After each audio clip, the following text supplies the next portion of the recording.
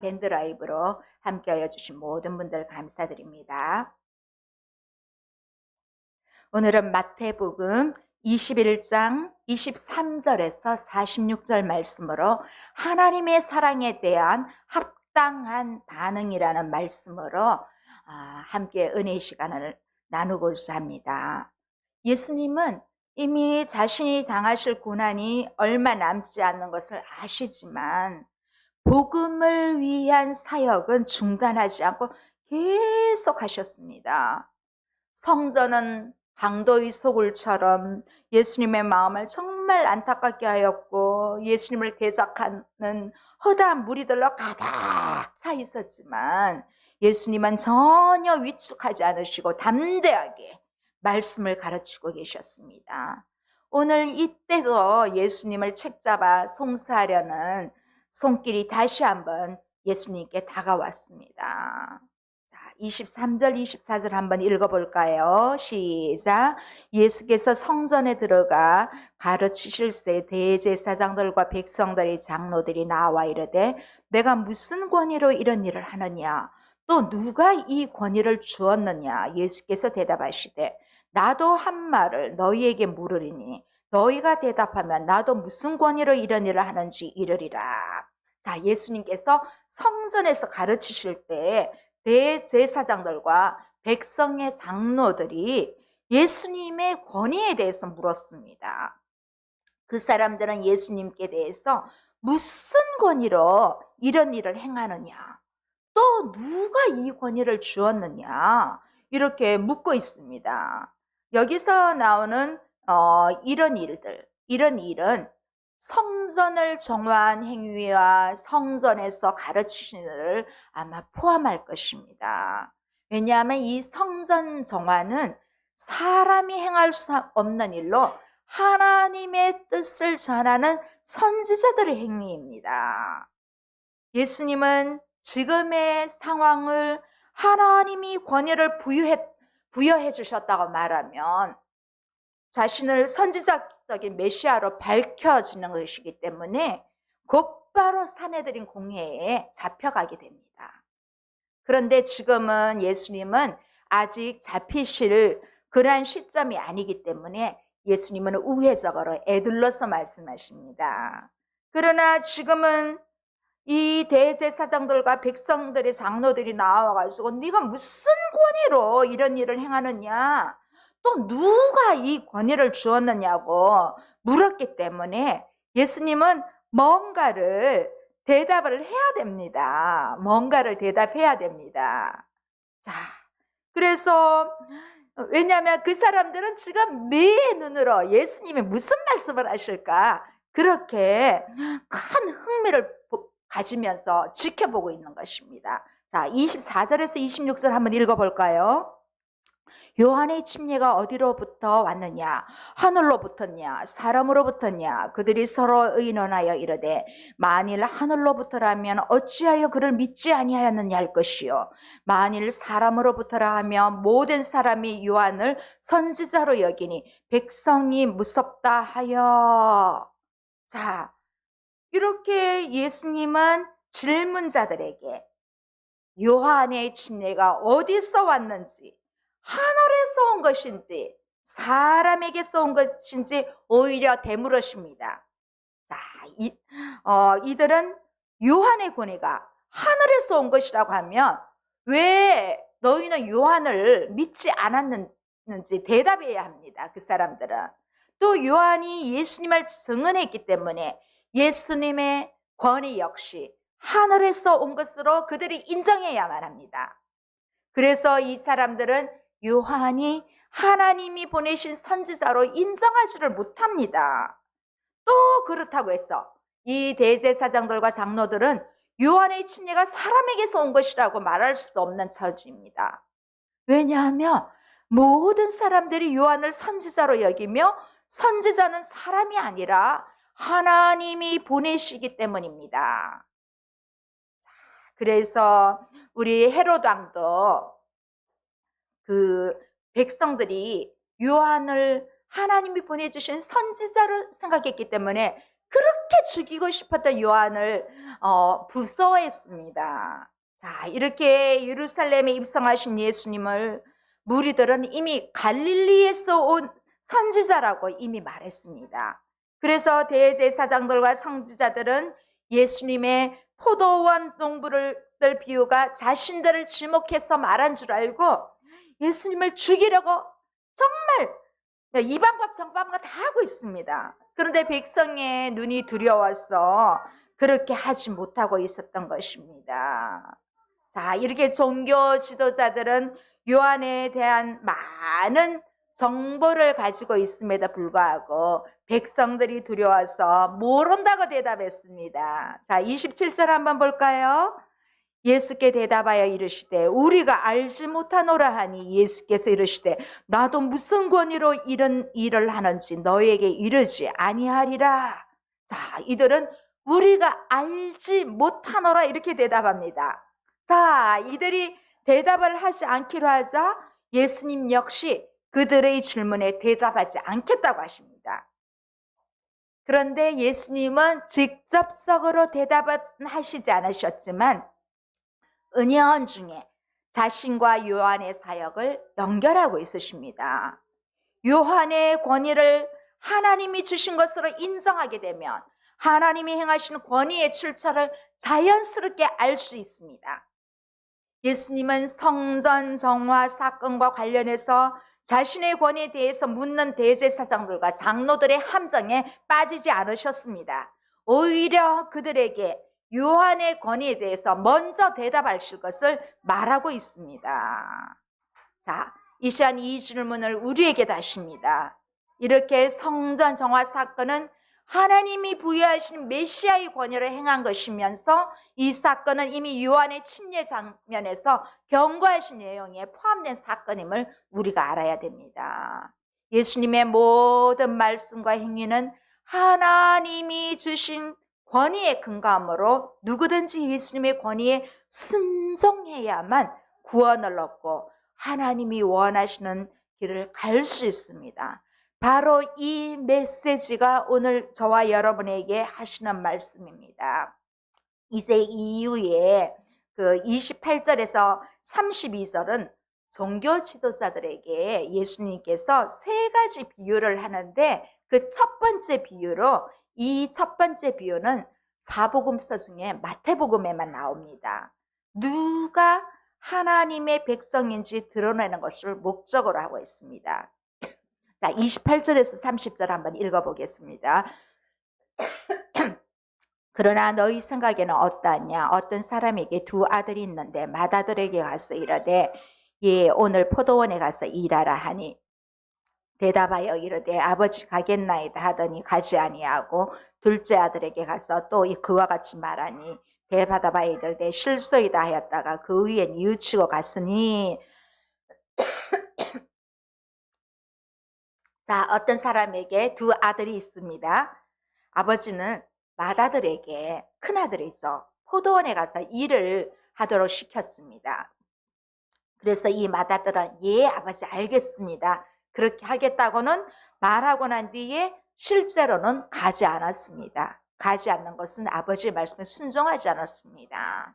또 둘째 아들한테 말했습니다. 이 둘째 아들에게는 말했더니 아버지 저 싫어요. 안 가겠어요. 거절했어요. 그런데 이 둘째 아들은 마음을 돌이켜고 아버지의 뜻에 순종했습니다. 자, 여기 이 포도원이란 하나님의 나라, 교회를 상징하고 있습니다. 하나님은 하나님 나라의 일꾼을 부르십니다. 하나님께서 바라시는 것은 이스라엘의 지도자들로 먼저 하나님의 나라를 위해 일해 주기를 원하셨습니다. 그래서 예수님은 이 맏아들에게 먼저 포도원에 가서 일을 하라고 했습니다. 그 당시 이 바리새인들이나 서기관들이나 백성내 장로들은 정말 진실이 없었습니다. 하나님 앞에 진실이 결여되기 때문에 그냥 의식적으로, 형식적으로, 외식적으로만 이 진실을 이렇게 포장하고 가장하려고 했습니다. 예수님은 하나님 나라에 합당하지 못한 그 사람들에게 그들이 진실함이 없는 그들에게 증거를 삼으셨습니다. 우리가 하나님의 교회 일을 할 때도 마찬가지입니다. 이렇게 신실하지 못하면 이렇게 하나님의 일을 해도 그냥 하겠다 하고 안 하게 됩니다.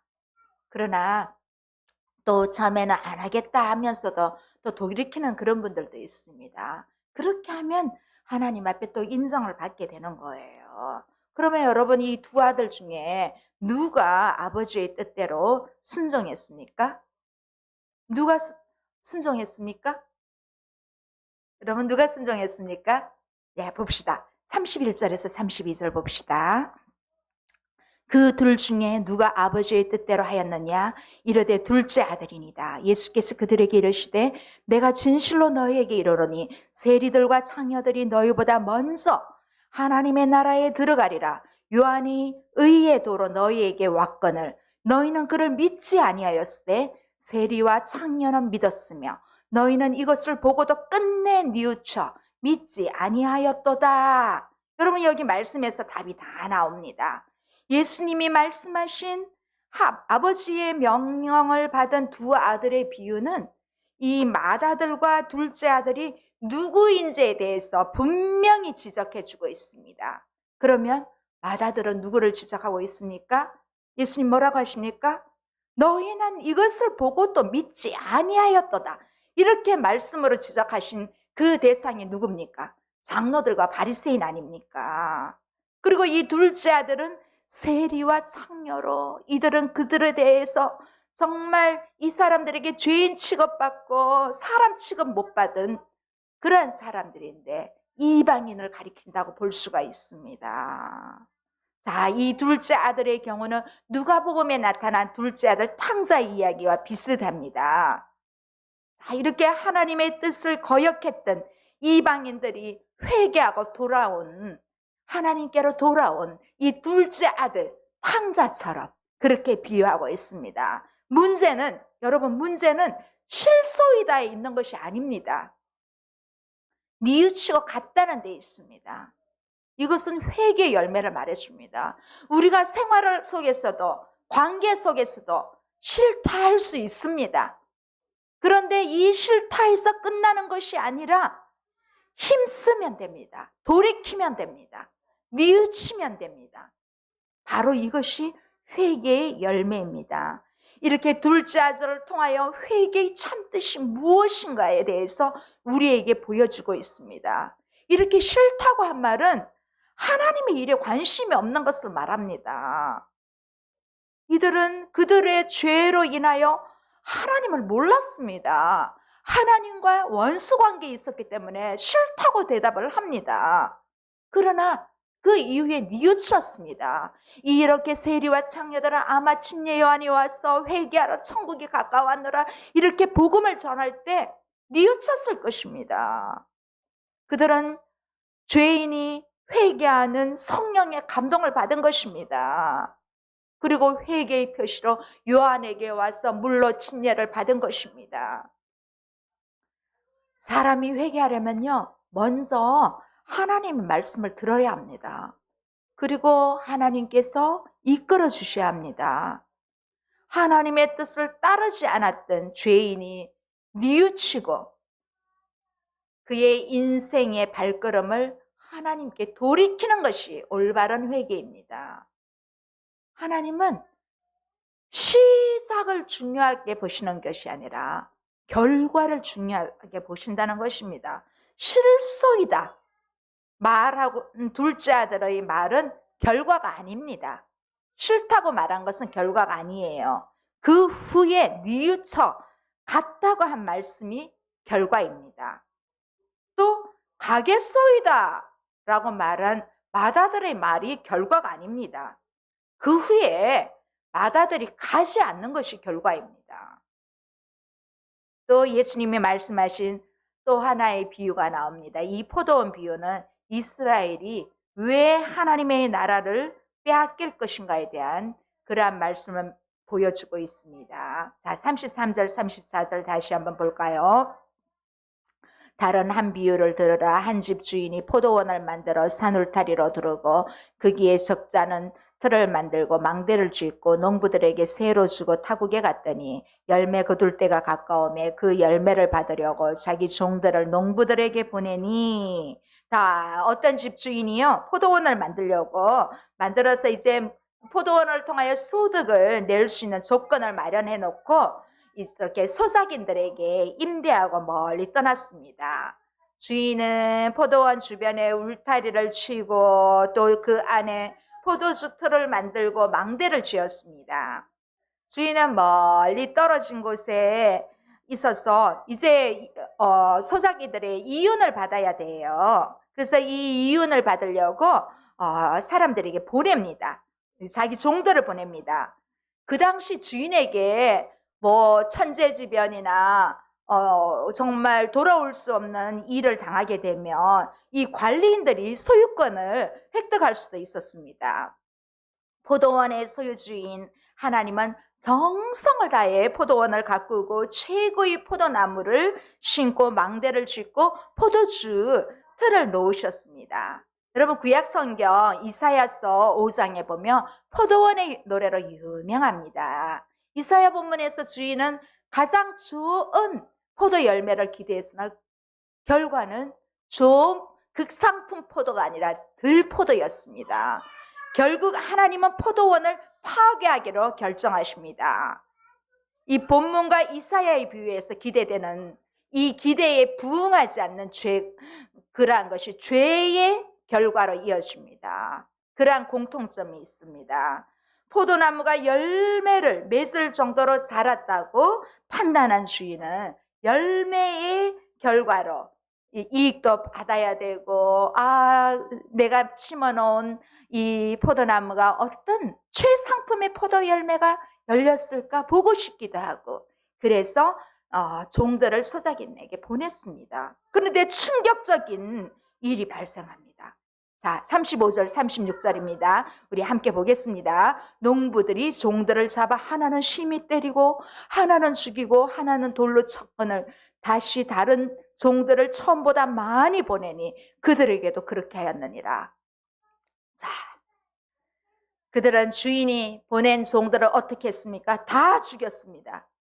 하나님은 이 포도원을 농부들에게 새로 주셨다고 했는데 이것은 바로 이스라엘에 대한 하나님의 언약을 의미합니다.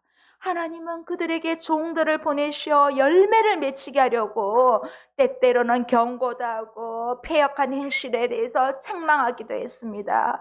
이스라엘 백성들 보십시오. 광야를 지날 때마다 하나님 물 주십시오. 물 줬습니다. 하나님 배고파요. 매출하기 좋습니다. 뭐 뻑하면 우리가 애굽으로 돌아가는 것이 더 좋겠습니다. 계속 불만의 연속입니다. 그때마다 선지자들을 보내서 돌이키게 하고 사사들을 보내고 했지만 이 이스라엘들은 늘 하나님에 대한 불평으로 가득 차 있었습니다. 정말 여기서 예수님이 여기 자기 종들이라고 한 비유의 종은 하나님이 이스라엘을 위해서 끊임없이 보낸 선지자들을 말해요. 이제 아무리 선지자들을 보내고 해도 이스라엘이 말을 안 들으니까 이제 주인은 마지막으로 주인의 아들까지 보냈습니다. 그런데 뭐라고 합니까? 이 주인의 아들까지도 죽이려고 합니다. 37절 39절 보겠습니다. 후에 자기 아들을 보내며 이르되 그들이 내 아들은 존대하리라 하였더니 농부들이 그 아들을 보고 서로 말하되 이는 상속자이니 다 죽이고 그의 유산을 차지하자고 이에 잡아 포도원 밖에 내쫓아 죽였느니라. 주인은 아들을 보내면서 그들이 내 아들은 존대하리라 그렇게 말합니다. 주인이 보낸 아들은 마땅히 존대받아야 할 존재입니다. 그분은 하나님 아버지의 독생자 예수님이시기 때문입니다. 주인은 이 패역한 농부들을 불쌍히 여기는 마음을 가지고 마지막으로 하나밖에 없는 아들을 보내신 것입니다. 그런데 그들이 그 아들을 어떻게 했습니까? 농부들이 그 아들을 보고 서로 말하되 이는 상속자이니 죽이고 그의 유산을 차지하자 하고 잡아 포도원 밖에 내쫓아 죽였느니라. 이스라엘 지도자들은 메시아를 기다렸습니다. 그러나 눈앞에, 바로 앞에 메시아가 있는데도 그들은 눈뜬 장님이었습니다. 왜냐하면 메시아를 기다리면서도 메시아의 지배가 아닌 자기들의 권위와 지배를 계속 누리기를 원했습니다. 하나님은 그의 아들인 메시아이심을 여러 가지로 증거하셨지만 완악한 그들은 듣지도 않고 오히려 포도원 바깥으로 내몰고 가서 내쫓아 죽였습니다. 예수님은 이 말씀을 듣고 유대인들을 향하여 질문을 던지셨습니다. 40절 41절입니다. 그러면 포도원 주인이 올 때에 그 농부들을 어떻게 하겠느냐? 그들이 말하되 그 악한 자들을 진멸하고 포도원은 제때 열매를 바칠 만한 다른 농부들에게 새로 줄지니라. 자, 뭐라고 합니까? 뭐라고 질문합니까? 그러면 포도원 주인이 올 때 그 농부들을 어떻게 하겠느냐? 질문합니다.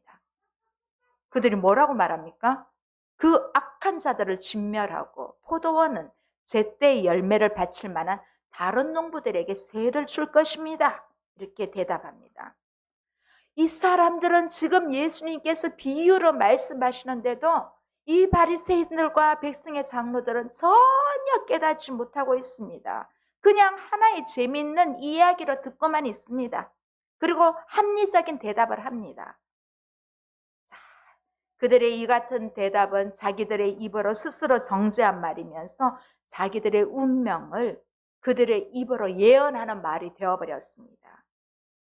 여기 주인이 올 때라고 하신 말씀은, 이 예수님의 말씀은 장차 예수님의 재림을 의미하고 있지만 그 앞서서 이 말씀은 주 70년에 그들은 이미 그들의 하나님의 나라가 문이 닫히는, 이스라엘이 패망하는 비극적인 운명을 맞이하게 됩니다. 이 포도원 주인이 이 악한 자들을 진멸하신 것입니다. 이제 그 나라는 예수님을 통하여 열매 맺는 백성이 차지되게 된다고 합니다.